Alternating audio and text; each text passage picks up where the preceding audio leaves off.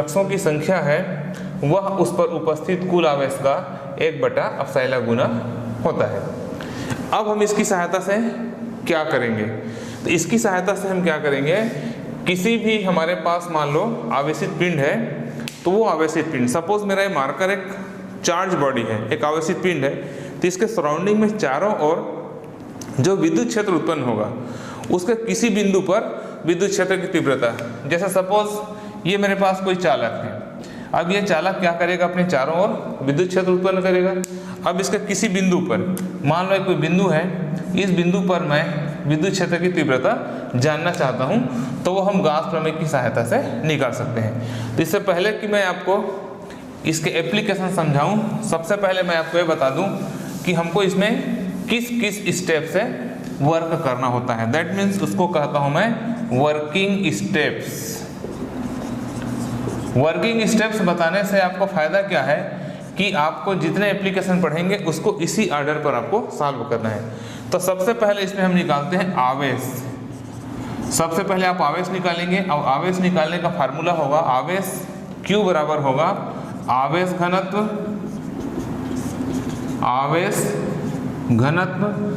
गुणित आवेश घनत्व का मान लिखेंगे और गुणित यदि वह एक 1 डायमेंशन बॉडी, मतलब केवल उसमें लंबाई है तो उसके लंबाई का गुणा करेंगे, यदि लंबाई चौड़ाई दोनों हैं तो क्षेत्रफल का गुणा करेंगे और तीनों हैं तो आयतन का गुणा करेंगे। ये पहला फार्मूला आप ध्यान रखेंगे। मतलब सबसे पहले उस पिंड पर कितना आवेश है इसकी गणना करेंगे, जो किस फार्मूला से होगा, उस पर आवेश घनत्व इंटू लंबाई या तो क्षेत्रफल या तो आयतन। दूसरे नंबर में क्या करेंगे, अपन फ्लक्सों की संख्या निकालेंगे। दूसरे नंबर हम निकालेंगे फ्लक्सों की संख्या। फ्लक्सों की संख्या निकालने का फार्मूला अपने पास क्या है, phi equal to E D S cos theta. हम इस फार्मूला की सहायता से फ्लक्सों की संख्या निकालेंगे। और तीसरे नंबर में हम क्या करेंगे, इन दोनों वैल्यू को गास का जो प्रमेय है जिसका हम अनुप्रयोग पढ़ने जा रहे हैं, गास के प्रमेय जो कि क्या है अपने पास, phi equal to q upon epsilon nought, यहाँ पर हम पुट अप कर देंगे किसका वैल्यू, ये जो फाई है इसका वैल्यू यहाँ से ला के पुट कर देंगे और ये जो आवेश का मान है उसको ला के यहाँ पर पुट कर देंगे। ऐसा करने से क्या मिलेगा, इसके वैल्यू को मैं यहाँ पर पुट कर दूँ तो e into d s into cos theta equal, यहाँ पर आवेश का मान ये रखा जाएगा, ठीक है, जो भी आवेश का मान आएगा इसको हम यहाँ पर पुट अप करेंगे और एप्सिलॉन नॉट। इसके बाद हम क्या करेंगे, बाएं तरफ इस ई को अकेले छोड़ देंगे, बाकी सबको ट्रांसफर कर देंगे और इसकी सहायता से हम निकाल लेंगे विद्युत क्षेत्र की तीव्रता।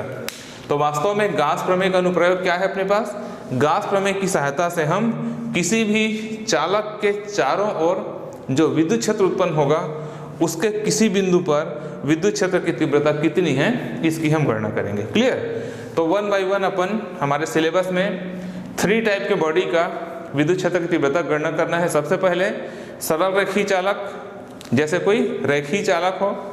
दूसरे नंबर में अपने को आयताकार चादर निकालना है और तीसरा निकालना है स्फेरिकल बॉडी, मतलब गोली पिंड। क्लियर। तो ये आप ध्यान रखेंगे कि हमारा वर्किंग स्टेप क्या होगा। देखिए, तो सबसे पहले हम निकालते हैं रिजु रेखीय चालक, जिसको कहते हैं सरल रेखीय चालक, straight line conductor, straight line charge.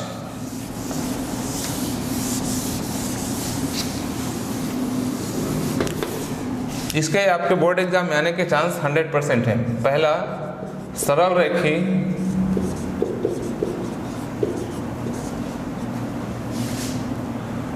चालक या अपन चार्ज वाली भी कह सकते हैं, स्ट्रेट लाइन।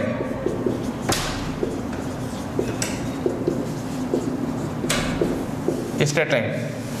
अब यहाँ पर क्या है, देखिए, एक स्ट्रेट लाइन, अपने पास एक स्ट्रेट लाइन है। सपोज ये मैं आपको एग्जांपल देता हूँ, ये एक स्ट्रेट लाइन है। सपोज इस स्ट्रेट लाइन को मैंने क्या किया, आवेश दिया, चार्ज दिया, तो इसके चारों ओर क्या होगा, एक विद्युत क्षेत्र उत्पन्न होगा।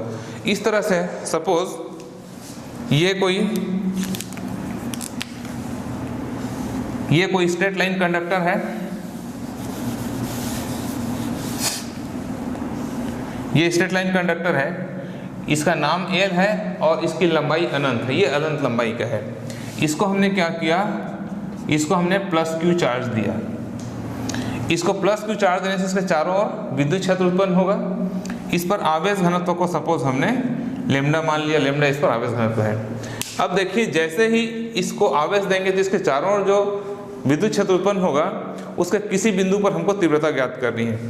उसके लिए हम क्या करेंगे, यहाँ पर एक इस तरह से बेलनाकार पिंड की कल्पना करेंगे। ये हम सपोज करेंगे कि सपोज अपने पास एक बेलन है। अब आपके दिमाग में क्वेश्चन आना चाहिए कि सर हमने यहाँ पर बेलन ही क्यों बनाया।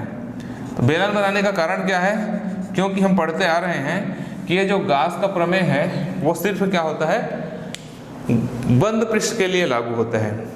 तो एक बेलन क्या होता है, बंद पृष्ठ होता है, इसलिए हमने बंद पृष्ठ बनाया और इस बंद पृष्ठ के चारों ओर चुंबकीय विद्युत क्षेत्र की तीव्रता हमको निकालना है। अब हमने बेलनाकार ही क्यों बनाया, गोलाकार भी बना सकते थे या कोई और घनाभ भी बना सकते थे। उसका कारण क्या है, ये एक होमोजेनियस बॉडी होता है, एक जैसा होता है। यदि आप उसको इसका क्रॉस सेक्शन करेंगे, काटेंगे, तो आपको हर जगह एरिया क्या मिलेगा, समान मिलेगा। क्लियर। अब यहाँ पर देखिए, ये हम यहाँ पर बिंदु P सपोज करते हैं और यहाँ पर मान लो विद्युत क्षेत्र की तीव्रता क्या है, E है। ये जो बेलन बनाया उसकी त्रिज्या को हम R मान लेते हैं और इसकी लंबाई को मान लेते हैं L। इस प्रकार से ये एक डॉटेड लाइन से हमने जो किया है वो क्या है, एक बेलन है। अब अभी जैसे मैंने आपको वर्किंग स्टेप बताया उसके हिसाब से अपन वर्क करने स्टार्ट करेंगे। सबसे पहले क्या निकालने बोला था मैं, आवेश। तो इसलिए हम इसकी आवेश की गणना करेंगे।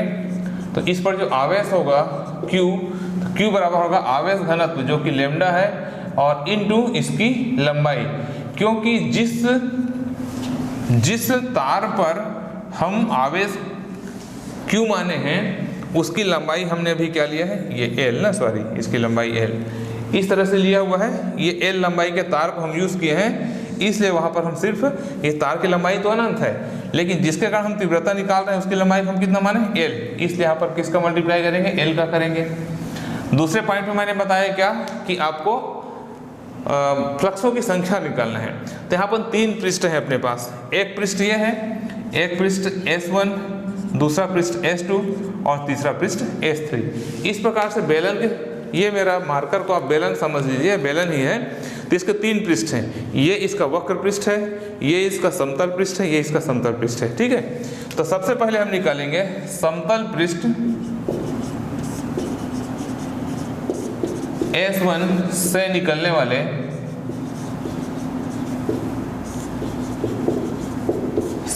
वाले फ्लक्सों की संख्या।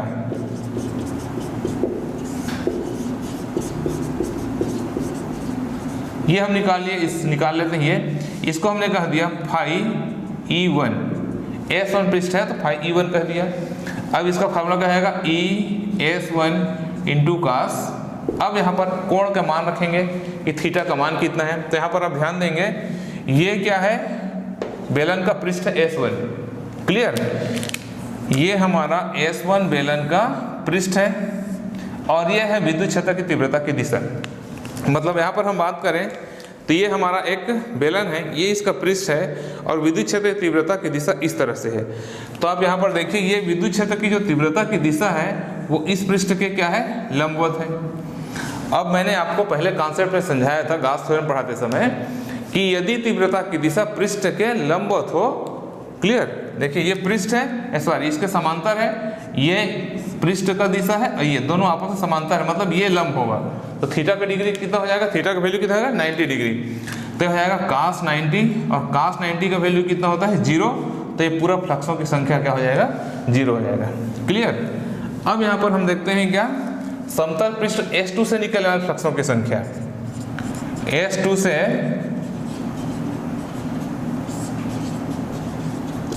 से निकलने वाले फ्लक्सों की संख्या, सेंटेंस कंप्लीट कर लेंगे आप। उसको हमने क्या कह दिया, फाई E3 इक्वल टू जाएगा E इंटू S3। ये भी cos 90 होगा।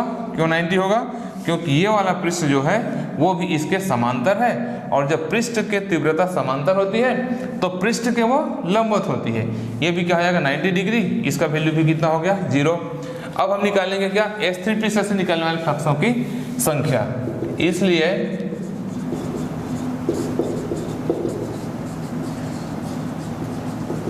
निकलने वाले फ्लक्सों की संख्या, इसको हमने कहा दिया क्या, फाई E3 इक्वल टू आएगा ES3 और यहाँ पर cos 0 डिग्री होगा। cos 0 डिग्री कैसे होगा, देखिए ये S3 पृष्ठ है और ये तीव्रता है, तो ये तीव्रता क्या है, पृष्ठ के लंबवत है, मतलब पृष्ठ पर खींचे गए लंब के क्या हो जाएगा, वो समांतर हो जाएगा। क्लियर, तो यहाँ पर क्या हो जाएगा cos 0 that equal E into, अब ये क्या है, बेलन का वक्र पृष्ठ, बेलन का वक्र पृष्ठ कितना होता है 2πRL। क्लियर, कर्व सरफेस क्या हो जाएगा 2πRL और cos 0 डिग्री का वैल्यू होता है 1। इस तरह से हम निकालेंगे कुल फ्लक्सों की संख्या। इसलिए कुल फ्लक्सों की संख्या,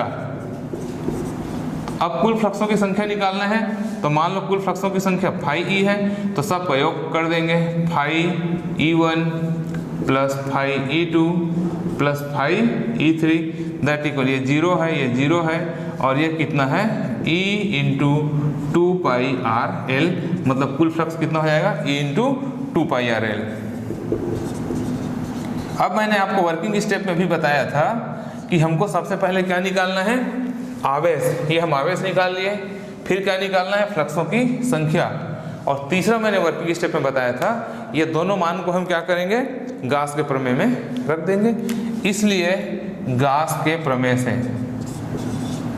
इसलिए गाउस के प्रमेय से, गाउस के प्रमेय इसको पुट अप कर देंगे, तो गाउस का प्रमेय क्या है अपने पास, phi E equal to q upon epsilon nought, that implies phi का वैल्यू हम यहाँ से पुट कर देते हैं, ये हो जाएगा E into 2πRL equal Q का वैल्यू क्या है, लेमडा इंटू एल, ये lambda into L upon epsilon not. अब आप देखिए दोनों साइड से ये जो एल है इस एल के साथ में कैंसिल आउट हो जाएगा।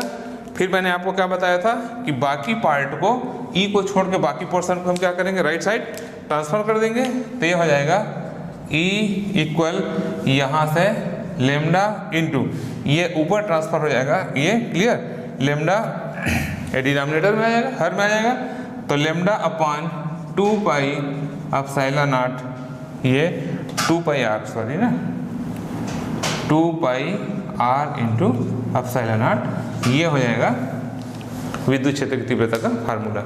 इस प्रकार से हम गाउस प्रमेय की सहायता से कोई हमारे पास सरल रेखी चालक है या सरल रेखी आवेशित पिंड है, उसके चारों ओर जो विद्युत क्षेत्र उत्पन्न होगा उसके किसी बिंदु पर विद्युत क्षेत्र की तीव्रता कितनी होगी, इसे हम निकाल सकते हैं। ये इसका फर्स्ट एप्लीकेशन है। क्लियर, अब हम देखते हैं इसका सेकंड नंबर एप्लीकेशन। तो सेकंड नंबर इसका एप्लीकेशन क्या है, आयताकार चादर, प्लेन शीट।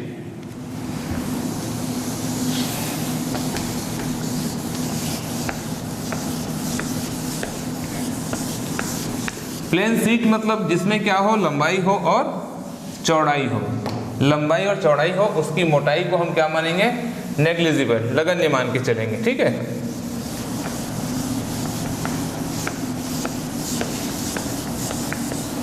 देखिए गाउस थ्योरम का जो एप्लीकेशन है वो बहुत इंपॉर्टेंट है। ये हर बोर्ड एग्जाम में, चाहे वो स्टेट बोर्ड हो, ICSE बोर्ड हो, CBSE बोर्ड हो, सब में इसका क्वेश्चन पूछा जाता है। सेकंड एप्लीकेशन इज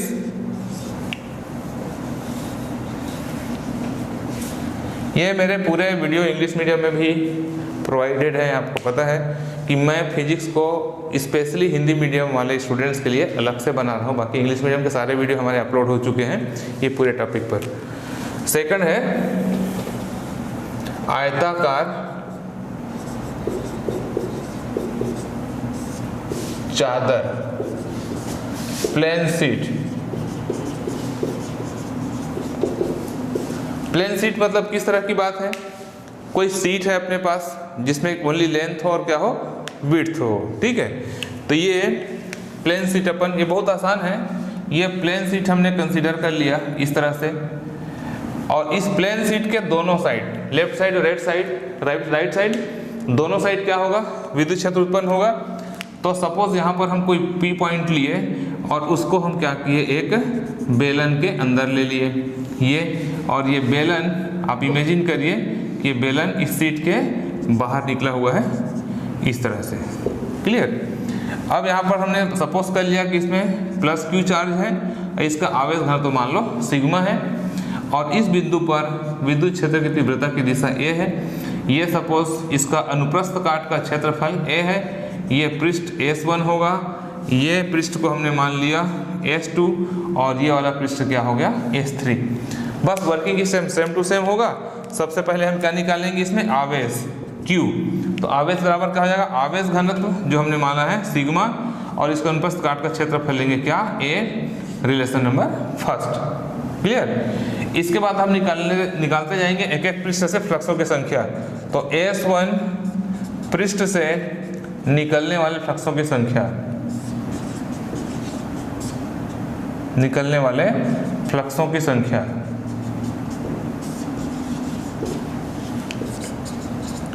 तो S1 पृष्ठ से कितने फ्लक्स निकलेंगे, हमने इसको सपोज कर लिया क्या, फाई E1। तो फाई E1 इक्वल टू आएगा E, और यहाँ पर क्षेत्रफल क्या है A, और कास यहाँ देखिए ये पृष्ठ है और ये तीव्रता की दिशा है, मतलब इस पर क्या है, ये लंब है। तो जब पृष्ठ पर तीव्रता लंब हो तो लंब के समांतर होती है, तो कास कितना है, degree, 0 degree. That equal to ये हो जाएगा E इंटू A, क्योंकि कास 0 क्या होता है, 1 होता है। इसी प्रकार से निकाल लेंगे किससे, S2 पृष्ठ से निकलने वाले फ्लक्सों की संख्या,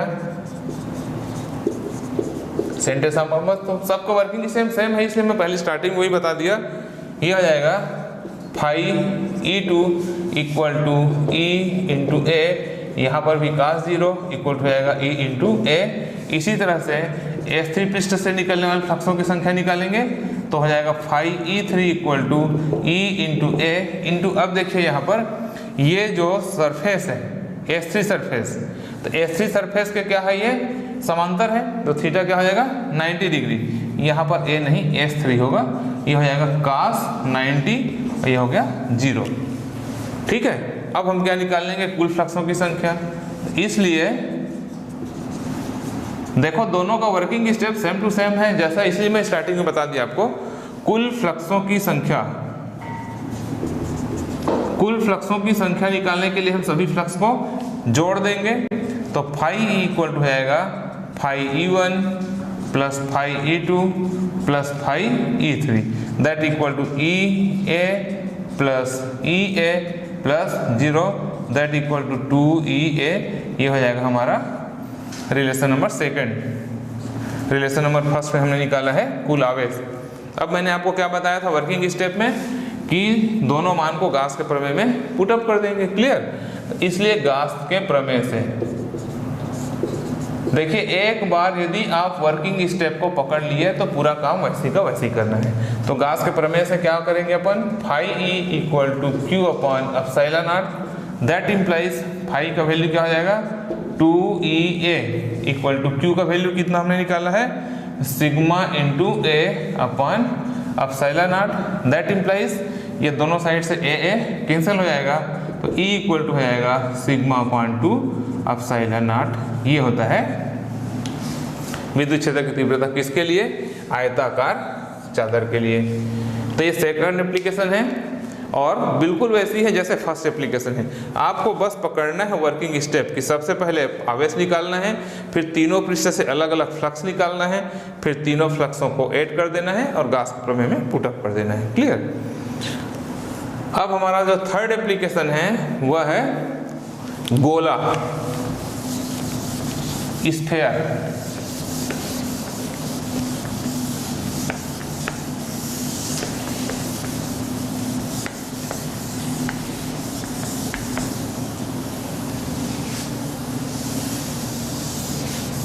गोली आवेश, spherical charge body.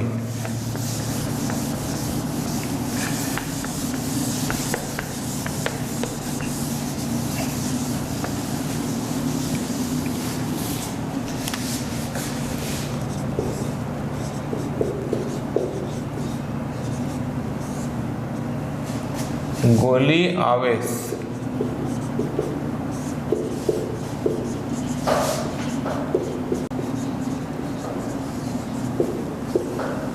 Spherical charge body, मतलब अब हमको जो इसको आवेश देना है वो पिंड क्या है, गोलाकार है। तो यहाँ पर देखिए हम ये गोला बना लेते हैं। सपोज ये कोई स्फेयर है,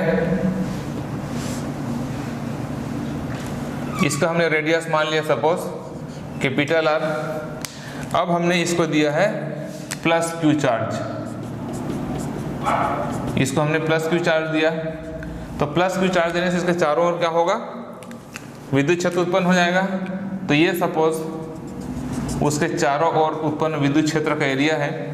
अब इसके किसी बिंदु पर, मान लो बिंदु P है, यहाँ पर हमको विद्युत क्षेत्र की तीव्रता निकालना है, मान लो क्या है, E है, और ये जो गोला हमने माना है उसकी त्रिज्या मान लो स्मॉल r है।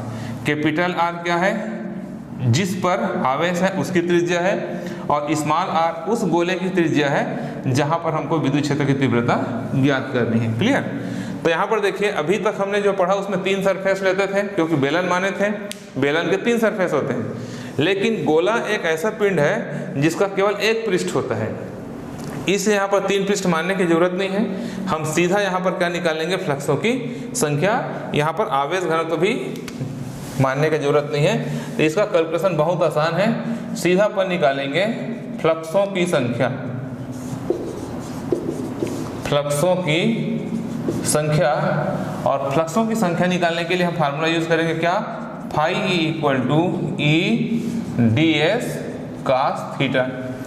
तो phi E equal to E विद्युत क्षेत्र की तीव्रता है इंटू डी एस मतलब क्या होगा, इस गोले का वक्र पृष्ठ, जो कि कितना होता है वक्र पृष्ठ 4 पाई आर स्क्वायर, तो हो जाएगा 4 पाई आर स्क्वायर, और कास 0 डिग्री, क्योंकि ये है त्रिज्या है, और त्रिज्या हमेशा परिधि पर क्या होती है, लंब होती है। तो जब यहाँ पर लंब होगा मतलब पृष्ठ पर खींचे गए लंब के समांतर। एक बात आप हमेशा ध्यान रखना कि तीव्रता यदि पृष्ठ के लंबवत है तो थीटा 0 होता है, क्योंकि पृष्ठ के लंबवत होने का मतलब है पृष्ठ पर खींचे गए लंब के वो समांतर हो जाता है। क्लियर। तो देयरफॉर ये हो जाएगा phi equal to E into 4 pi are square, क्योंकि कास 0 कितना होता है, 1 होता है। इसलिए गास के प्रमेय से अब इसको हम क्या करेंगे, गास के प्रमेय में पुटअप कर देंगे।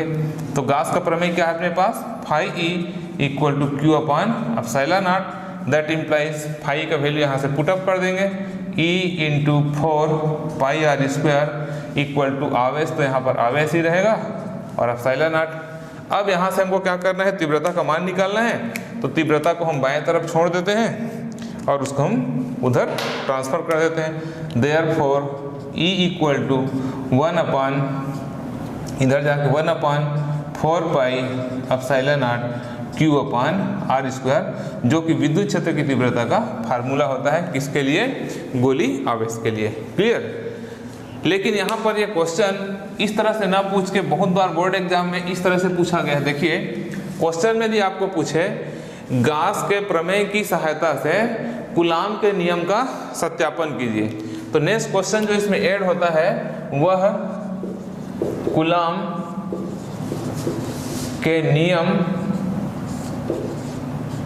की स्थापना या सत्यापन, सत्यापन भी कह सकते हैं, या उसको डिराइव करना। कूलाम के नियम का सत्यापन करना। तो कूलाम का नियम क्या है, 1/4 pi epsilon not Q1 into Q2 पर आर स्क्वायर। अब यदि हमको इसकी सहायता से कूलाम के नियम का सत्यापन करना है, ज़्यादातर बोर्ड एग्जाम में ये क्वेश्चन इसी तरह से पूछा गया है कि गास का प्रमेय लिखिए तथा गास के प्रमेय की सहायता से कूलाम के नियम की स्थापना कीजिए या उसका सत्यापन कीजिए। तो हम उसके लिए क्या करेंगे, ये बिंदु P पर एक Q नॉट आवेश मान लेंगे, और फिर यहाँ पर उस पर बल की गणना करेंगे। Q नॉट आवेश पर लगने वाला बल F, तो बल बराबर होता है आवेश गुणित तीव्रता, तो Q नॉट इंटू तीव्रता क्या है, E, that implies F equal to Q not, और तीव्रता का फार्मूला हम यहाँ से लाके पुटअप कर देंगे, तो ये हो जाएगा 1/4 pi epsilon not Q upon R square, that implies F equal 1/4 pi epsilon not Q into Q not upon R square, और आपको मालूम है यही क्या है, कूलाम का नियम है। इस प्रकार से कूलाम के नियम का सत्यापन हो जाएगा। तो यहाँ पर आप देखिए, यदि आपको क्वेश्चन पूछे कि गास के प्रमेय की सहायता से, गाउस के प्रमेय की सहायता से कूलाम के नियम की स्थापना कीजिए या कूलाम के नियम को प्रूफ करिए। तो आपको क्या करना होगा, सबसे पहले यहाँ तक निकालना होगा विद्युत क्षेत्र की तीव्रता, और विद्युत क्षेत्र की तीव्रता निकालने के बाद आपको मान लेना है कि माना कि बिंदु P पर एक Q आवेश रखा हुआ है, Q नॉट आवेश रखा हुआ है, तो Q नॉट आवेश पर लगने वाला बल इतना होगा, और इस मान को भरने के बाद यहाँ पर लिख लोगे जो कि कूलाम का नियम है, ये प्रूफ हो जाएगा। क्लियर। तो इस तरह से आप देखिए कि यहाँ पर क्या है, हमने गाउस थ्योरम का जो अनुप्रयोग पढ़ा, गाउस थ्योरम का हम 3 अनुप्रयोग पढ़े। सबसे पहले एक सरल रेखीय चालक, फिर दूसरे नंबर में हमने पढ़ा एक आयताकार चादर, और तीसरे नंबर में हमने पढ़ा क्या, एक गोली चालक या गोली आवेश। तो ये बहुत ज़्यादा इम्पॉर्टेंट है। और गाउस का प्रमेय आप ये मान के चलिए कि आपके एग्जाम में गाउस के थ्योरम से रिलेटेड कोई ना कोई आपको क्वेश्चन पूछेगा ही। तो मैंने अपने लेक्चर के 4th नंबर के पार्ट में गाउस थ्योरम पढ़ाया था आपको, और 5th नंबर के पार्ट में उसके एप्लीकेशन पढ़ाया। आप में से जितने भी स्टूडेंट्स यदि मेरा 4 नंबर का वीडियो नहीं देखे हैं तो गाउस प्रमेय के अनुप्रयोग पढ़ने के पहले आपको क्या करना है, उसको पढ़ना है, 4 को पढ़ना है। प्रमेय पढ़ने के बाद ही आपको उसका अनुप्रयोग समझ में आएगा। क्लियर। इस तरह से आप इसको देखिए, और मेरा आपको सजेशन है कि आप मेरा लेक्चर सुनने के बाद ये जो बोर्ड वर्क मैं करता हूँ उसको या तो आप लिखिए पॉज करके, या तो उसको आप स्क्रीनशॉट लीजिए, और बाद में पूरे डेरिवेशन एक बार अपने रफ कॉपी में लिख के जरूर देखिए, तभी आपको प्रिपेयर होगा। आप सिर्फ लेक्चर सुनते रहेंगे तो प्रिपेयर नहीं होगा। Okay, thank you.